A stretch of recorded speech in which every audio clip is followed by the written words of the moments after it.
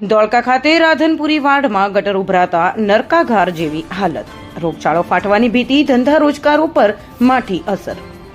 અમદાવાદ જિલ્લાના ધોળકા નગરપાલિકાની હદ વિસ્તારમાં મલાવ તળાવથી જીકે મ્યુનિસિપલ દવાખાનાથી રાધનપુરી વાડથી મદાર ઓટા 4 રસ્તા સુધી ગટર લાઇન અને સીસી રોડનું કામ હાથ પર લેવામાં આવ્યું હતું. ગટર લાઇન નાખવાનું કામ લગભગ પૂર્ણ થઈ ચૂક્યું છે, જ્યારે સીસી રોડનું કામ મલાવ તળાવથી ઘાસપીઠ મસ્જિદ સુધી પૂર્ણ થઈ ચૂક્યું છે. ઘાસપીઠ મસ્જિદ પટેલ મેડિકલથી રાધનપુરી વાડથી મદાર ઓટા 4 રસ્તા સુધી સીસી રોડનું કામ અધૂરું છે.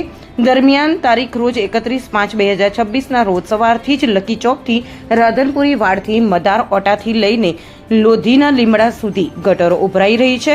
સવારે 11 વાગે આ વિસ્તારની રૂબરૂ મુલાકાત લેતા રાધનપુરી વાડ વિસ્તારમાં 1 ફૂટ જેટલા ગટરના ગંદા પાણી ભરાયેલા જોવા મળ્યા હતા. સ્થાનિક લોકો હેરાન પરેશાન થઈ ગયા છે. ઘરમાંથી બહાર નીકળવામાં તકલીફ પડી રહી છે. રોગચાળો ફાટવાની ભીતિ સેવાઈ રહી છે.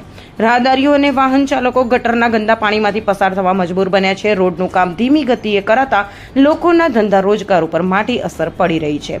ગટરના ભરાયેલા પાણીના કારણે દુકાનદારો ત્યાં ગ્રાહકો આવતા નથી, ત્યારે આ બાબતે ધોળકા નગરપાલિકા તંત્ર અને આરોગ્ય તંત્ર ગંભીરતાથી લઈ તાત્કાલિક નગરપાલિકાના અધિકારીઓ રાધનપુરી વાડ વિસ્તારની રૂબરૂ મુલાકાત લે અને ઉભરાતી ગટરોની સમસ્યા યુદ્ધના ધોરણે હલ કરાવે અને રોડનું કામ વહેલી તકે પૂરું કરાવે તેવી સ્થાનિક લોકોની લાગણી અને માંગણી છે. આરોગ્ય વિભાગ પણ તાત્કાલિક આ વિસ્તારમાં ડોર ટુ ડોર ફરી સર્વિસ હાથ ધરે તે જરૂરી છે. રિપોર્ટર ઇદ્રીસ શેખ, ધોળકા.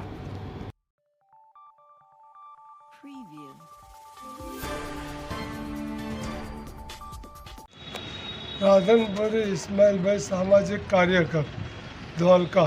રાધનપુરી વાડની અંદર રોડ ગટર પાણીના કામનું 2 મહિનાથી ધીમી ગતિથી ચાલતું કામ હોવાથી આજ દિન સુધી કામ પૂરું થયેલ નથી અને રોડના ઉપર ગટરના પાણીના ઉભરાવાથી 2 ફૂટના પાણી ગટર ઉપર ચાલુ છે રોડ પર અને લોકોને માઠી અસર પડે છે. વેપાર ધંધા રોજગારને મોટી નુકસાની પડે છે, મોટું આ માઠી અસર પડે છે. તો નગરપાલિકાના અંદર અમારી નમ્ર અરજ છે કે તાત્કાલિકના ધોરણે કામ કરાવે. हम दिखाएंगे सच्चाई की खबर चैनल को लाइक कीजिए, सब्सक्राइब कीजिए और हमारे साथ जुड़े रहिए. हम दिखाएंगे आपको सच्चाई की खबर.